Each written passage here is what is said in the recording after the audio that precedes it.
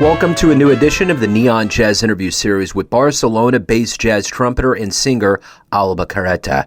She talked about her new 2023 project, which actually means splintery wood that burns easily. She gets into that. This is her third album inspired by her own experiences, which really exposed the artist with her roots in Spain and the European jazz scene after the success that she's had with her previous two albums. We get into her life and music and so much more. Dig this interview. We can dive in. Where exactly are you located? I am in the little town called Aviñó. It's like 1 hour from Barcelona. Wow. Okay, cool. Yeah, we're here in Kansas City, Missouri. We're all getting geared up for the Super Bowl. Nice. Yeah. Well, hey, thank you very much for taking a minute out today. And before we get into the new album and your life and music, how did you survive the last 3 years or so with COVID? How did you get through it? And how has it changed the way that you approach music now? Yeah, actually for me, this COVID time, it was a nice time to kind of take out my second album, which was Aladas. I recorded it before, the October before COVID. So that was a nice time for me to kind of produce it and mix it, master it, and prepare everything, since I thought I would not have time to do so. But those months were perfect for me to take this album out. And actually it was, I was amazed, because I suddenly had a lot of concerts, and it was like, for me, a successful album. And I didn't expect that to be so good.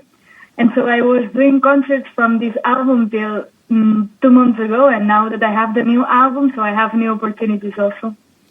So the name of this album comes from a splintery wood that burns easily. Talk to me a little bit about the idea behind it and how this album came about. Yes, this new album is called Teia, and in Catalan Teia, it's the wood that it burns easily.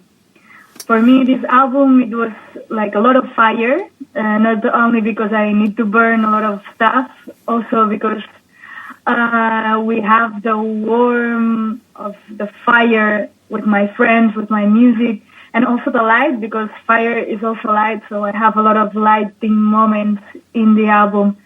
And yeah, this kind of wood that it burns easily, for me, it was a good way to put fire on it. So the concept of the album encompasses struggles and beliefs. Talk to me a little bit about how all of that came together for the songs and for the overall message. When I came back, because I was living in Holland, and then I came back in Catalonia, and for me in Holland, everything was a bit easily. And so when I came back, I turned with a lot of different ways of seeing things. Also, for example, I have this tune called Insecurities. I mean, we all have a lot of insecurities, but it's nice that we take them out and we kind of face them. But for me, it's a lighting thing. It's a lot of light in this tune and in the way that we face them. Or, for example, fortes. Fortes, it means being strength. And for me, sometimes I have to be really strong when I don't want to, not only because I'm a girl, but in a lot of situations I would be more relaxed, and for me it would be easier. But the society makes you be strong sometimes that you don't want to. So these kind of things that it burns me, let's say like this. But I find some fire in all this stuff. So talk to me a little bit about how this journey into music and to trumpet and singing, where did it all begin? How did it all kind of start for you?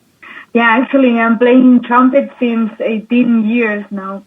And actually, I was super young, and I didn't know why I chose trumpet. But lately, my father told me that my grandfather that I didn't met, he was kind of a cornet player from my town. And he would go around the town just spreading the news with the cornet. And I think it's nice to think that he just passed me this passion for the trumpet. And also singing, I've never started singing, but also since I was young, my brother used to play guitar and we used to play together. And he was like, let's do some small gigs here around the town. And so I couldn't play for 1 hour yet. And he was like, okay, then you play one song, you sing one song. You play one song, you sing one song. And so I keep doing this for my whole life. I think it's a really interesting sound for concerts, and you keep changing textures. And I think it's nice for me and also for the audience. So who were some early influences for you? Who were like jazz musicians that you were listening to? I mean, back then I used to listen to Chet Baker every night. And of course, Miles Davis, Lee Morgan. And lately I was listening a lot to, and I am still, to Ambros Equimosiri. I mean, he's the one for me, I think. He just approaches the music and the trumpet playing in such a different way than other trumpet players do. And I think it's really, really nice to have him as an influence. What was the first live jazz show that you ever saw that inspired you and made you think, I'd love to be on stage doing that someday? Wow, that's really difficult.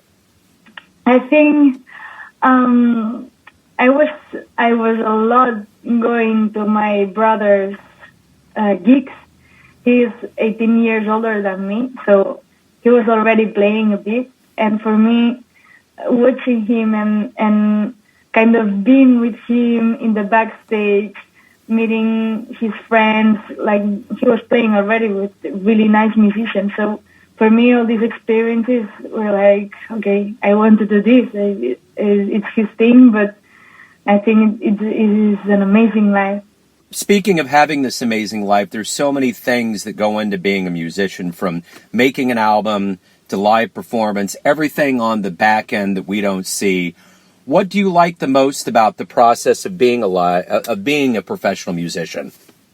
For me, the best part is the gigs part. I mean, the part that I like the most is doing concerts, going around with my musicians, and I luckily have like this incredible team that it's amazing traveling with them.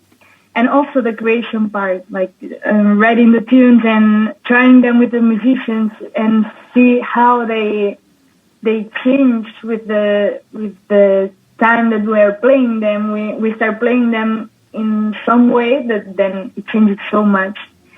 And actually for me, the mixing part, mastering part, this is the part that for me it's more tough. Let's say I think I don't control this that much, and obviously, I have the sound that I want in my head, but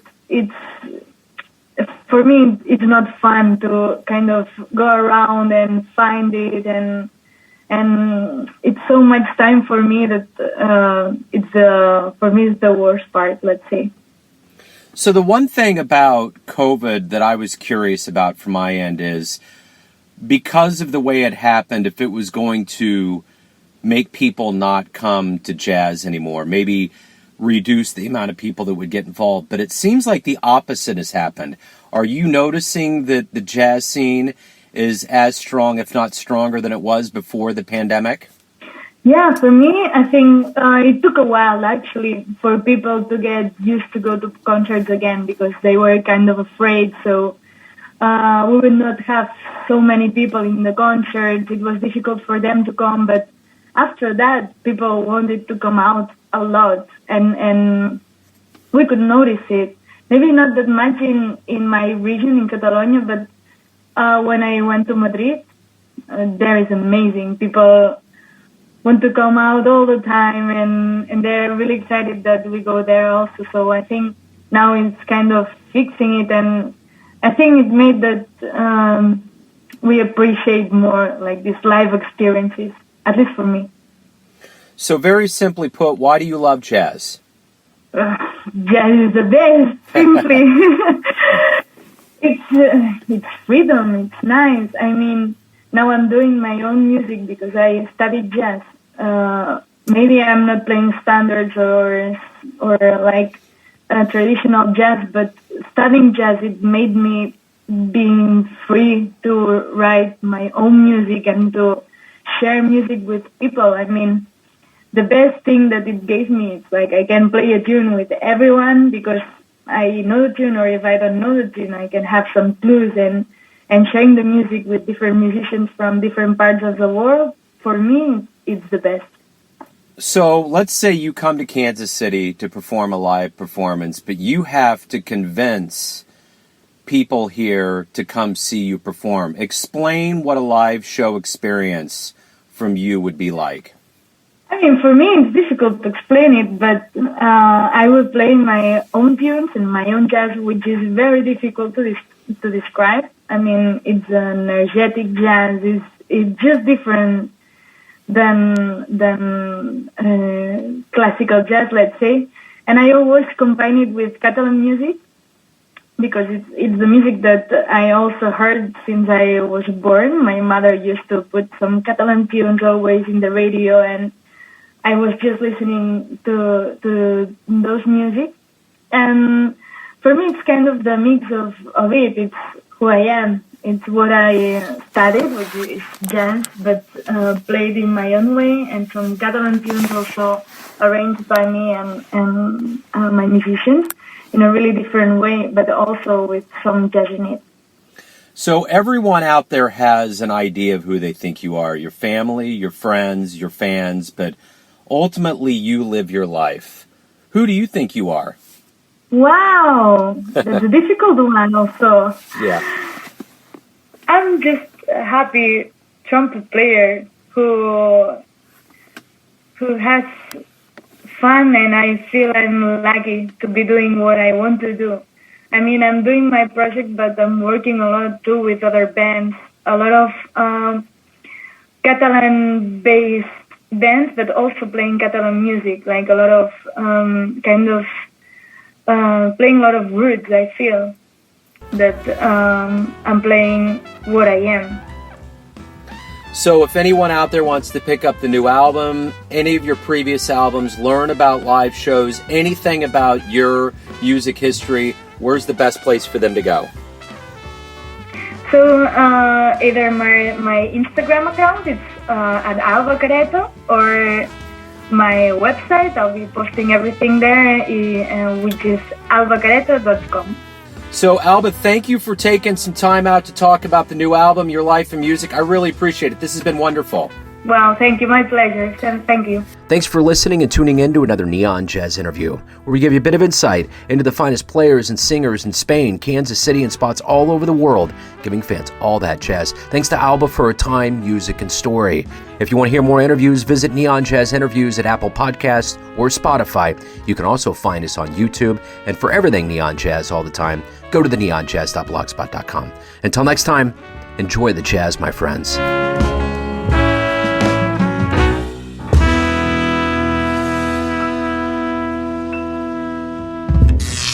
Neon Jazz.